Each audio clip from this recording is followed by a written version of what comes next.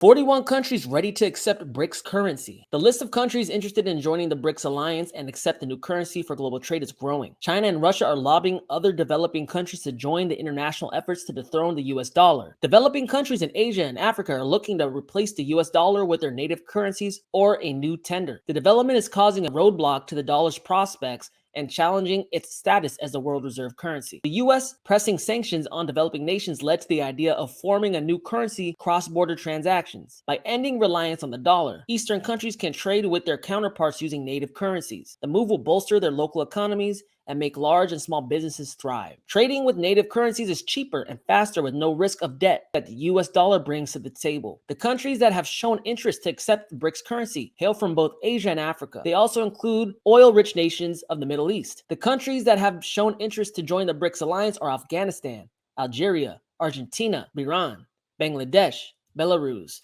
Egypt, Indonesia, Iran, Kazakhstan, Mexico, Nicaragua, Nigeria, Pakistan, Saudi Arabia, Senegal, Sudan, Syria, the United Arab Emirates, Thailand, Tunisia, Turkey, Uruguay, Venezuela, and Zimbabwe. In addition, many African countries are on the sidelines and could announce their support when the BRICS currency is launched. De-dollarization trend is starting to heat up just on the back of the United States announcing additional sanctions on Russia. The United States is really propelling other nations into BRICS. Because guys, we might feel a way about the Ukraine war in the West, but the way that everyone else feels about it around the world, people who don't have, I guess, direct ties to Ukraine like we do, they're looking at this like, this is getting weird. You could take my money? You can even give it away? It doesn't sound very enticing. How would you feel about a bank who could take your money and start giving to someone they think deserves it more? We can look at BRICS and label them as the bad guy, as the enemy. Or we could really look for it for what it is. It's just the less